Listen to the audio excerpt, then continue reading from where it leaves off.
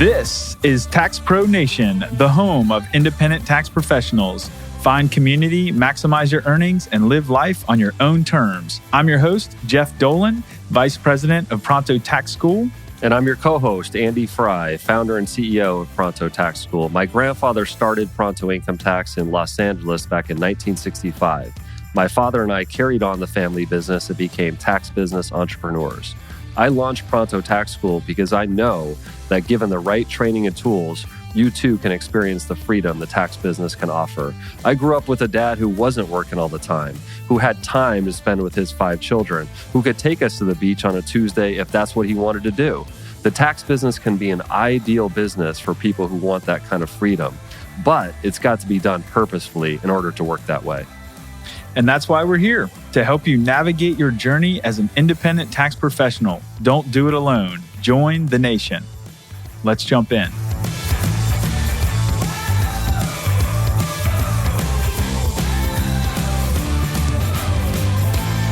Welcome to episode 17, where we have the pleasure of catching up with Nick Nanton on the importance of surrounding yourself with high performers to become one, the traits required to reach the success you want in your career and life, and how your story can be your biggest asset as a tax professional. We cannot wait for you to hear this conversation. All of the show notes for this episode can be found at taxpronation.com/17. An Emmy Award-winning director and producer, Nick Nanton, Esquire, produces media and branded content for top thought leaders and media personalities around the world. Recognized as a leading expert on branding and storytelling, Nick has authored more than 24 best-selling books, including the Wall Street Journal bestseller StorySelling, and produced and directed more than 40 documentaries, earning 5 Emmy wins and 14 nominations. Nick speaks to audiences internationally on the topics of branding, entertainment, media, business, and storytelling at major universities and events.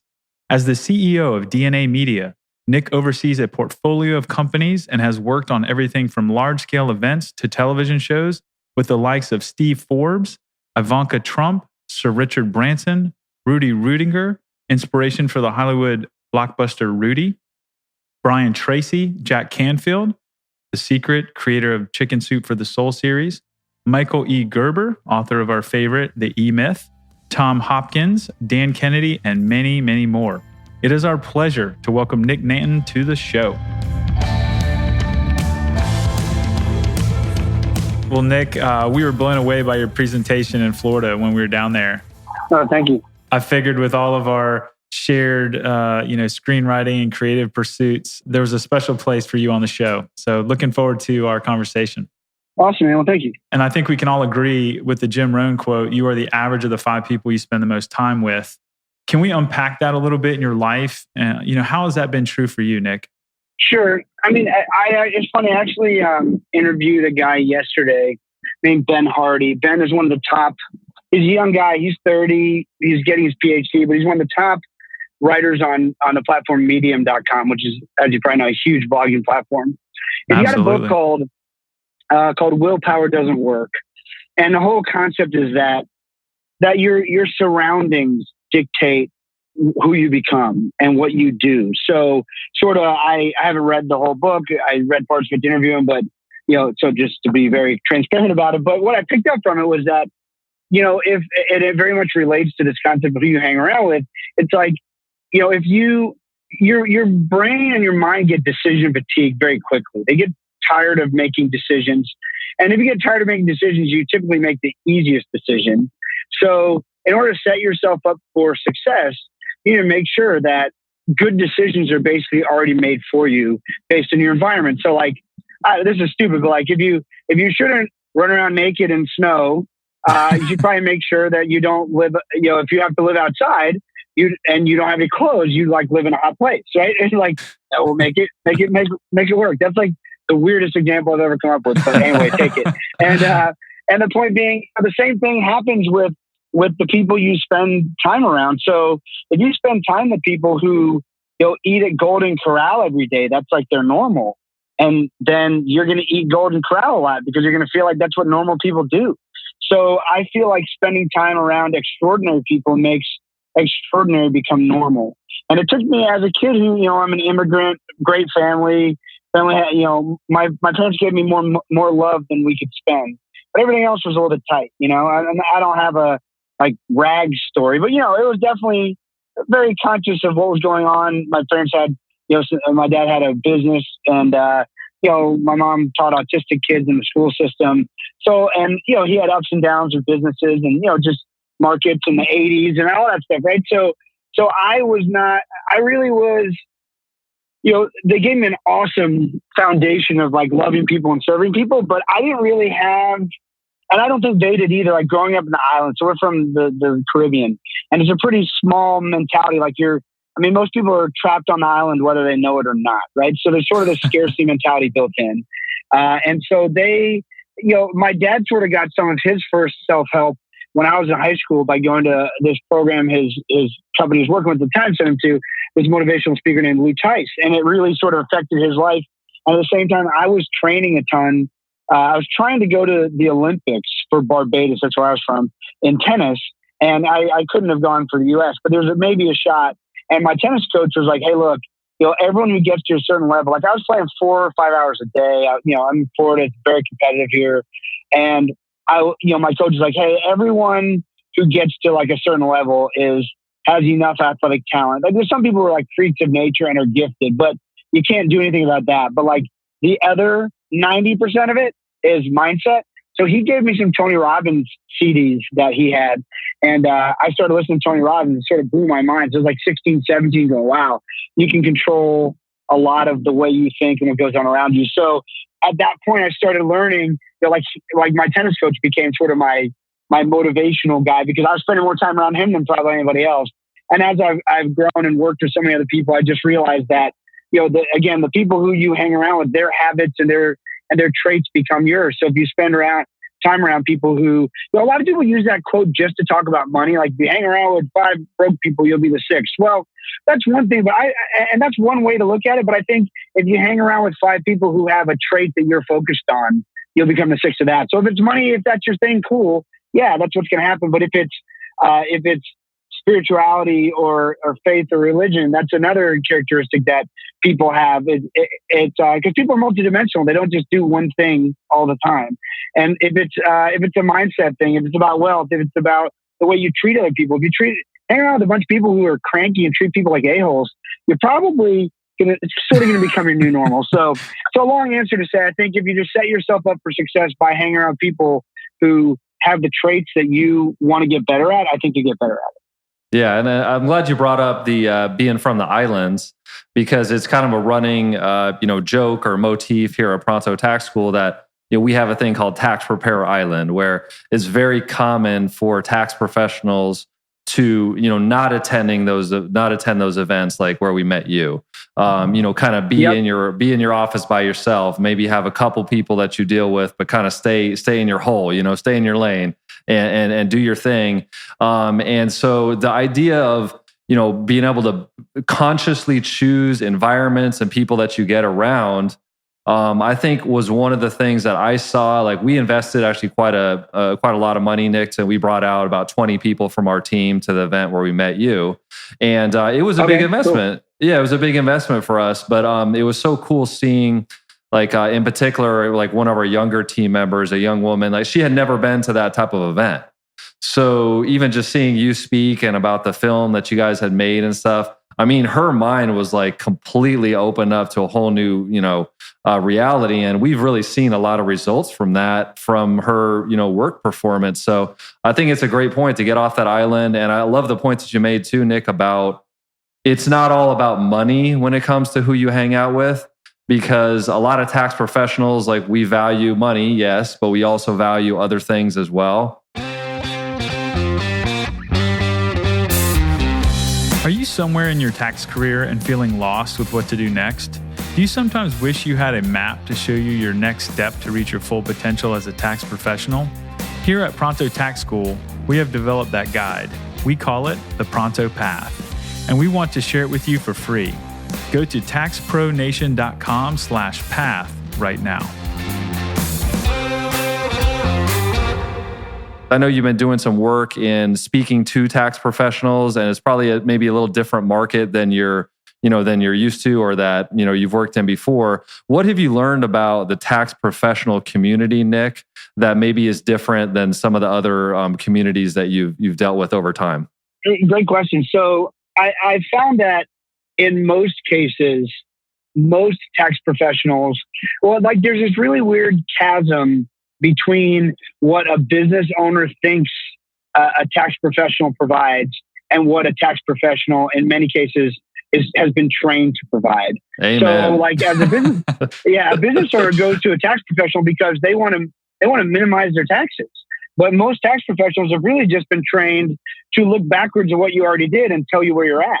And so I found that the ones who have either tax professionals who are willing to just say, hey, here's my lane, this is what I do, I'll do it the best I can for you, but here's what I don't do, or even better yet, they add an element to their business or an advisor on their team, or they learn how to help people get what it is they really want. Of course, they still need that other service, but there's a plethora of small business and medium and probably large business owners too, dying to find somebody who can help them with what it is they're really trying to do, which is, pay their fair share of taxes, pay their lawfully obligated share of taxes and no more. And that doesn't make anyone a selfish person. I mean, I tithe to my church and give tons of money to nonprofits and charities and all sorts of things that I don't even really talk about. But, if I get to choose where I'm going to give my money, I mean, I understand I have an obligation to pay my taxes to make sure my roads are running. And I like the police service and fire engines and,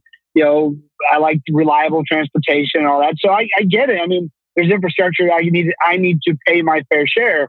But I really would never like to pay more than my fair share, because if I'm going to, I will spend that in places that I choose to spend it, not where the government decides it should go.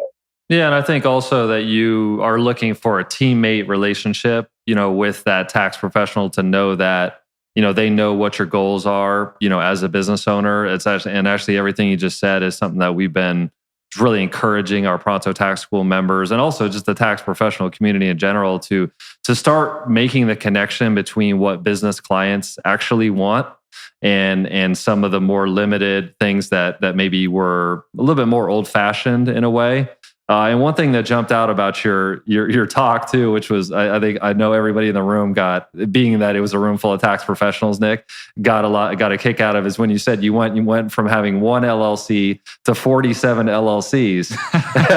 And so people had mixed feelings. Like the tax professionals had mixed feelings about that. In one way, they were like, wow, I wish I had Nick as my client. And then another way, they were like, oh my gosh, I'm so glad that I don't have Nick as my client. So what about the relationship you've had with your tax professional as you've gone from kind of, just starting out with your first LLC to where you're at now? Has he or she been a big part of your journey there? Yeah, he has. And, the funny thing about being a tax professional right now, anyone who's listening to this, the great news here is the bar is so low. Anything yes, that's my favorite news. Anything you do will make you a great, much better than 95% of people in that world. And it's not because they're not competent, it's because they're typically competent at tax returns, and then everything else around it is sort of everything else around it, and they're not good at it. So anything you add on is great. So yeah, our tax professional, he thankfully he has worked with my business partner, who I've been in business with my business partner now, 16 years now. Wow. And he was working with him for 15 or 20 before that. So, cool. So he knew his style of working. And I think what worked well in my case was that, I think you'll find that most entrepreneurs and successful people become successful in many ways because they break the mold in some way, shape, or form. So I think I got the benefit of my business partner probably breaking our tax professionals mold 10 or 15 times over the 20 years before he even started helping me, to understand the way we work and why we work the way we do. And it took, a lot of intentionality on my business partner's time, sort of to, like it would in any situation where you find, a way you do things that's better for you and also is not a negative towards your other, the other sides of your life or business, but they're not the traditional way. It takes some training to get someone to see, oh, wait a minute, just because it's not the way I've always done it doesn't mean it's wrong. So yeah, he's been great. And, he having somebody who's going to prepare your taxes well, of course, and then who can answer any questions when if the questions need to be asked, they can answer them well. That's what you pay for, I think a lot of times CPAs don't talk about, and tax professionals don't talk a lot about the fact that, maybe I'm charging you XYZ for a tax return, but let me tell you, or maybe they should be charging more and say, but part of this is insurance because, the chance of you getting audited or whatever are not great, but here's what's going to happen if you do. And here's why you want me on your side, because I've successfully defended however many audits and I handle everything. And much like, I don't admit it much in public, but I'm a lawyer and I don't practice much law. But the one thing I learned about law is that if you have any sort of, I never dealt with a criminal case, but even any sort of civil case, I'm sure criminal the same way. The best thing you can do is if someone is agitated with you or suing you, or you got to sue somebody else, is like spend the money to get the best lawyer you can and just get out of the way. Because I can assure you, meddling in it is not going to make you any money. So hire someone to deal with it and then get back to doing what you do well. Assuming everything you're doing is lawful and ethical, by the way. Like I always sometimes I forget to say that, but I'm just going to assume everything we're talking about, like you're serving humanity well, you're ethical, all that stuff. Yeah, if you're doing everything wrong, it doesn't apply. If you're doing everything wrong and doing everything bad, it's like a whole different set of rules. Yeah, you're screwed anyway. So Nick, let's connect the dots here. So we talked about surrounding yourself with the right people, the right team, to become the kind of person you want to be. When that mindset shift happens, what are some of those first steps? Like, how do you make the connection? And maybe how did you make the connection when you listen to those Tony Robbins tapes and you were like, man, or CDs, and you said, wow, okay, my mindset is shifting. How do I go from I'm a tax pro that's in my traditional business doing things the traditional way? How do I break out of that mold because my mindset is different? And what steps do I take? Yeah, it's a great question. So I started my first actual business at 15. It's pretty funny because I basically was trying to make money to buy a car, and I couldn't. No one will hire you at 15 typically because of labor laws. And so I was like, well, what do I do that is of value now? Because I started playing tennis pretty competitively at 12. I did start teaching some tennis lessons at 14-ish, and I realized that pretty quickly that if you get 10 kids in a group lesson on the court for 30 minutes at $5 or $10 a piece, you can oh wow, you can. Life is based on exchange of values. It's not always money, but if I wanted money and I had something valuable, which was teaching other neighborhood kids tennis, getting them, whether it was just getting them out of their parents' hair for an hour in the summer, there was value in that. And especially at that time, I didn't have a lot of overhead or bills or anything. So I could probably charge it a lot less than somebody else and make a lot more money than anyone else would pay me. So I sort of figured that out. Then at 15, I sort of had a fascination with magic tricks, like a lot of kids do. And I learned how to make balloon animals and all sorts. And I called this place that, probably in a voice like, hey, how much does it cost to rent a clown for my kid's birthday party? And they said $150 an hour. And sold. I hung up the phone. I became a clown for $150 an hour at 15. And so, from that time, which, it was pretty funny, the stuff, you see and do and whatever. But, I didn't last too long at that. But, the point was I started around 16, I started getting into Tony Robbins stuff.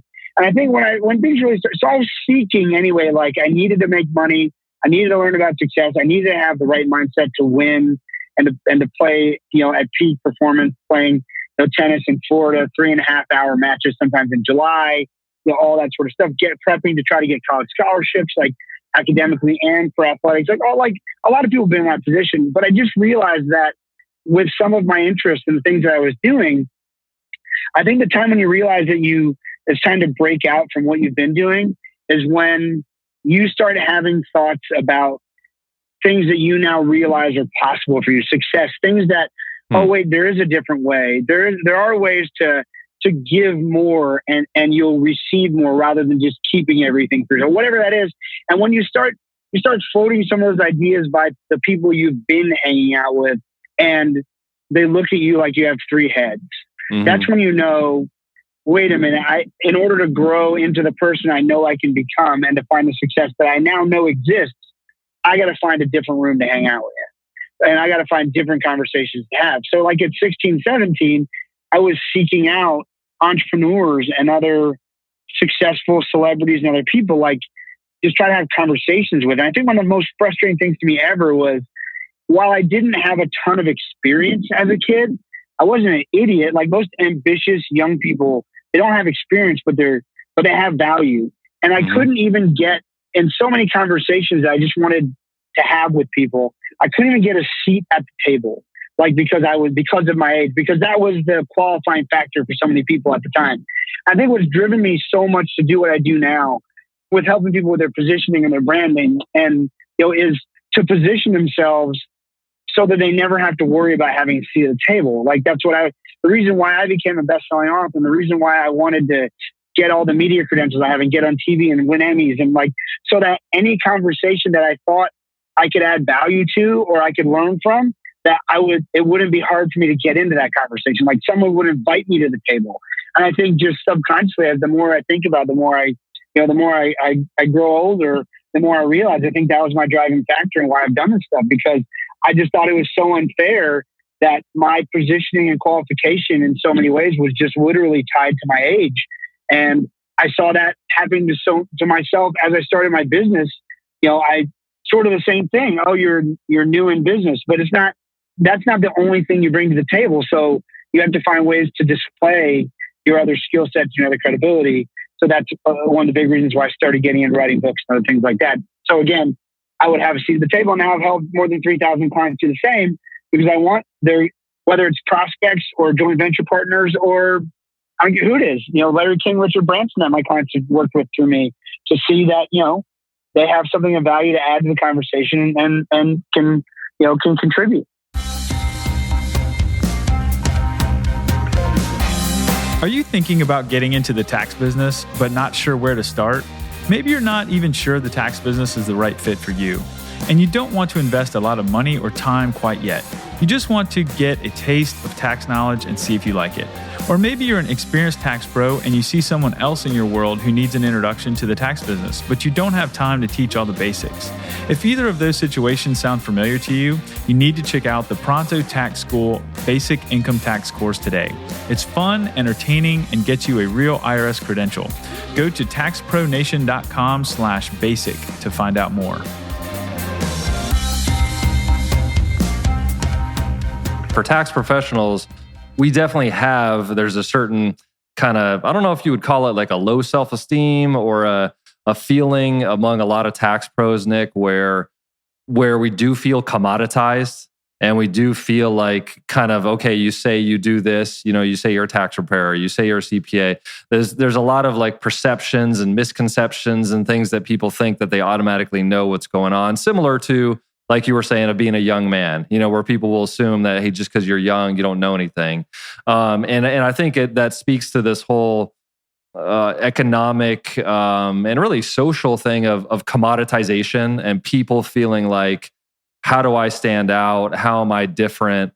And, I've been checking out your book, StorySelling, which is fantastic. The way, even in this interview, the way that you're using stories and how you can kind of relate stories and experiences that you've had, it seems like that really you feel like is such a key way for people to be able to go beyond that commoditization into being viewed as a person that has value, that can have a seat at the table.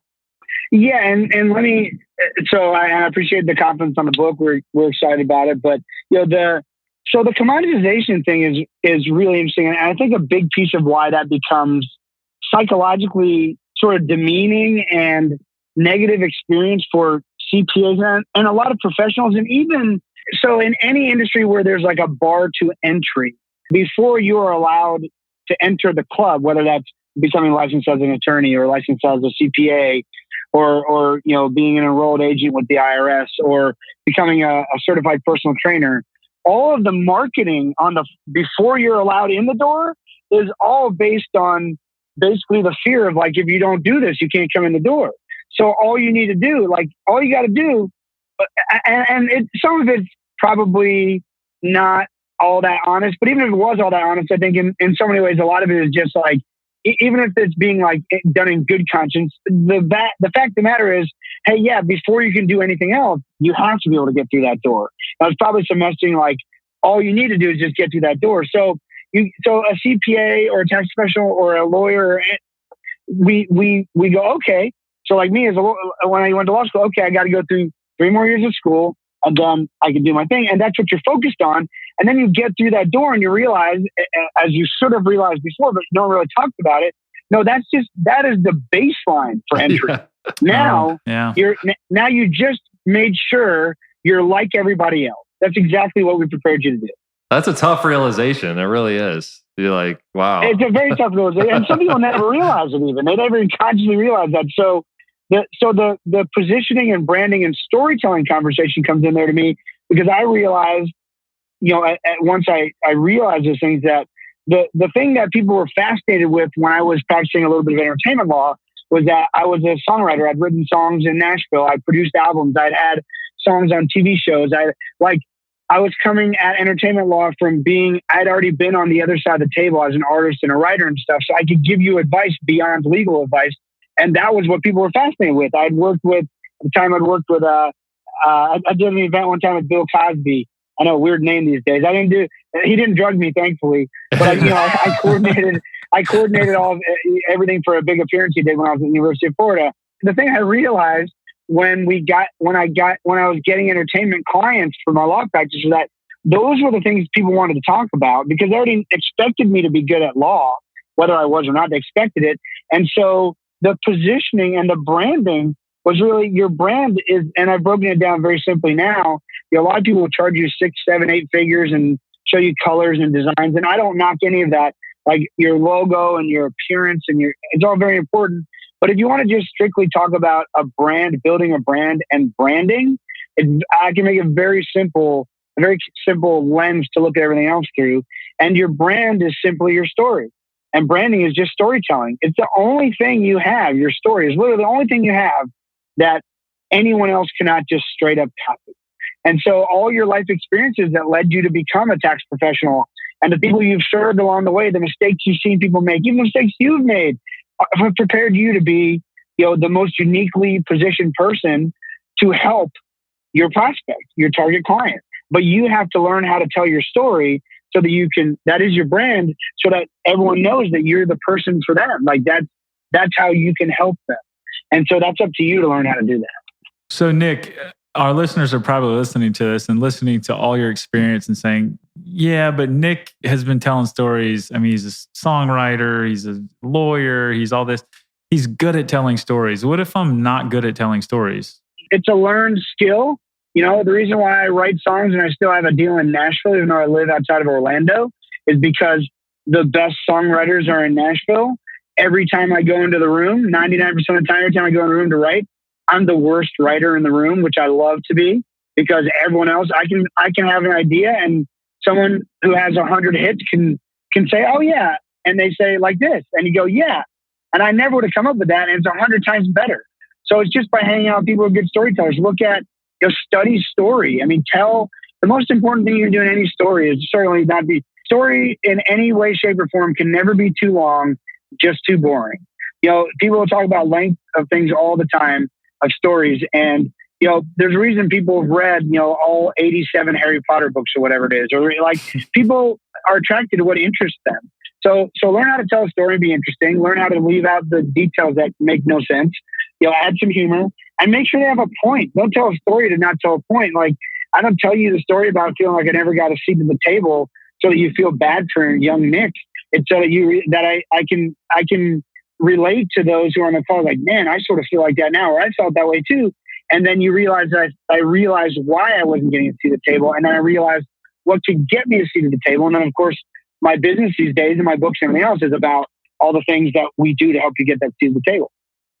Yeah, I think that's a great point, because it's when you're telling a story about yourself, and especially just knowing and having grown up around tax professionals, just knowing how we are, it's kind of like, sometimes we think that it's like a false modesty in a way. Oh, like, I don't want to talk about myself or whatever. But kind of like, even people that say that, deep down, they think like, oh, but I'm definitely smarter than like X, Y, Z. But when you're telling your story in a way that actually connects your experience with what's going on with the client or the potential client, that's, where a real connection happens. And I think it seems almost like when that happens, Nick, and when people follow some of the techniques that you lay out in story selling and in some of your other, materials, it seems like like once the client or the prospect or person you're talking to pulls you out of that commodity box and stops viewing you like everybody else because they've heard some story or part of your story, it seems like once that happens, it lasts forever in a way in that relationship. Do you find that to be true?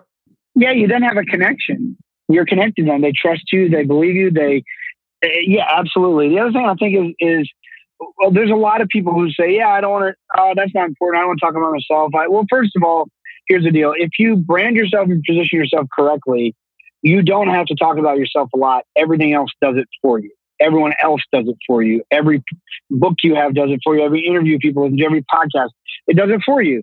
The other thing I would say is the way you connect with an audience, whether that's an audience of one or an audience of many, is when you stop doing it for you and start doing it for them.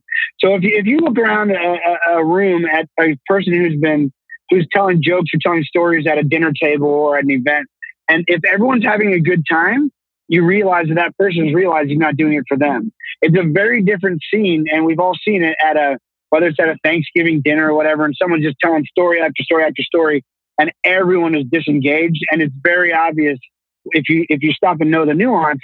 They're not telling the story for the audience. They're telling the story for their own, for their own ego or for whatever else. And so I think modesty and humility are great things, but the only thing you have to do to get over thinking, I don't want to tell my story or whatever, is just ask yourself the question, well, am I telling this story for my own benefit or for someone else's? And if it's for the benefit of the person in front of you, I bet you they'll think it's very engaging and be very thankful you told that story. So it's sort of get out of your own way, stop thinking about yourself, think about others, and then do whatever it takes to serve them. And then it's a pretty good litmus test for everything else you're going to do. Yeah, and I think it's something that actually that attitude comes really naturally for a lot of tax professionals. I think one of the strongest, personality traits of the best tax pros and people that have gotten in this industry is that we do love to serve people, help our clients, do what's in the best interest of our clients to the best of our abilities. So I think that's a nice practical tip that people can kind of focus on as they're building out their storytelling. Tax pros have seen it coming for years. The entrepreneurial wave is here, and that means more opportunity to do corporation, S-Corp, and LLC business tax returns. With the new tax law, they're even more complex and in demand. Professionals who increase their skill set in this area can expect to become more profitable and successful. Pronto Tax School has the perfect online training course for you called Business Tax Verified with CPA Adam Shea. Find out more at taxpronation.com/business. I was hoping too, Nick, that you could talk a little bit about, you had some funny stories about working with your dad, as I believe he said he's your editor. A lot of our audience is actually family businesses. It's a very heavy family business. Could you share any stories about working with your dad and how you've been able to make that work? I think the reason why I've been able to, of course, we have a great relationship. And I've learned just in general in my life to stay in my own lane. I just assume you can tell pretty quickly if someone's not good at what they do. So, we have grown a pretty big business, and editing is an important skill set in our business, but we have a lot of people who do a lot of different things. And I have to rely on them to be good at what they do. And if I start getting a lot of feedback that they're not, then there's a problem. And, he's competent and great at what he does. So, I guess we sort of stay in our lanes. It's not that we don't talk about business, but he lives nearby me, and they do. My parents are great. They're amazing grandparents. They come to all my kids' stuff. And so we talk about business and stuff, but it's really sort of like every conversation we have, I think I try to have like any other person who works for me. Like I don't ever take on the mentality, it's not anyone works for me. I assume everyone works with me because not many people are willing to be enslaved. So no matter what you do, at some point, not part of a team effort, they're just going to leave anyway.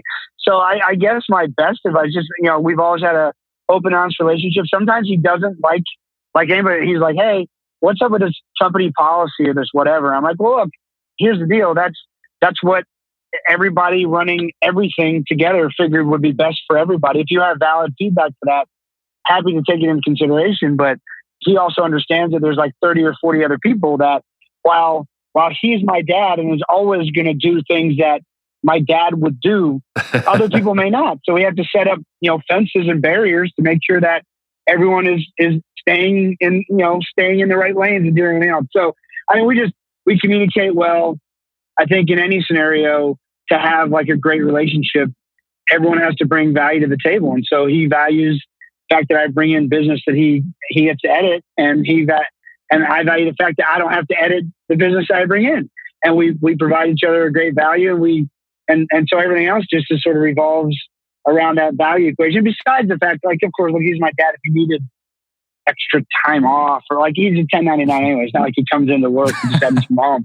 But I think instructional and all that is like, or instructive is like, I look for people. One of my huge mentors, my business coach, Dan Sullivan, talks about unique ability, and unique ability is like, you should be working your whole life towards the fact that everything, like paring down the things that you do, so that the thing you didn't realize was causing you friction is causing you friction. It just didn't cause you the most friction, so you didn't really notice it. So as you pare down the things you don't enjoy doing, you're really trying to get to the fact that where every day you're just doing one thing. That's your unique ability. It's the thing you should be doing on earth. It provides the most value. You get paid the best for it. You're more motivated to do more of it every day. And it's not sometimes what you think of. Like Dan Sullivan, like coach, he says his unique ability is having great conversations that lead to a better future. Now that's pretty broad, but like, he won't do anything if it doesn't involve a great conversation. So if you ask him to write you an essay on something, you're not going to do it. If you want to interview him, sure, that's a great conversation. And then you can turn it into an essay and he'll review it and approve it or whatever. But like, if it doesn't start with a great conversation, he's like, not interested. So I rely on the fact that my unique ability is connecting people, trying to make a brighter future for everybody, having great conversations. I'm still narrowing down my unique abilities. But like the guy I interviewed yesterday, Ben Hardy, his book, awesome book, Willpower Doesn't Work. He's a writer and he's got a PhD, and he told me how he structures his day, and it's awesome for him. I try to structure my day with like pretty much as little structure as possible. Because for me, I want to leave room for, in my case, I believe in God, I believe which one I believe in. Like, I want to leave room for God to work. Like, I had a friend call me yesterday who really needs some advice. And if I was booked up 9 to 7 every day, I won't be able to help him.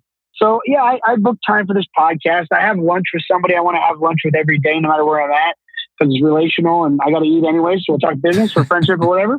And then I got other phone calls and stuff. But like, man, my unique ability is talking to people and having great conversations and figuring out where's their value in this, or how can I connect you to somebody else?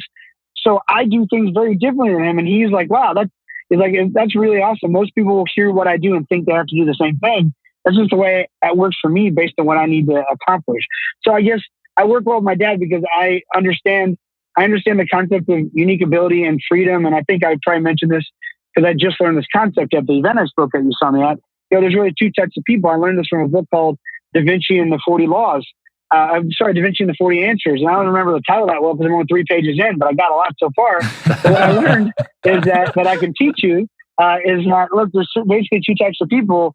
People who seek control, people who seek the ability to control an outcome. Like, I know what I want, and I'm gonna control everything and everyone around me to get there.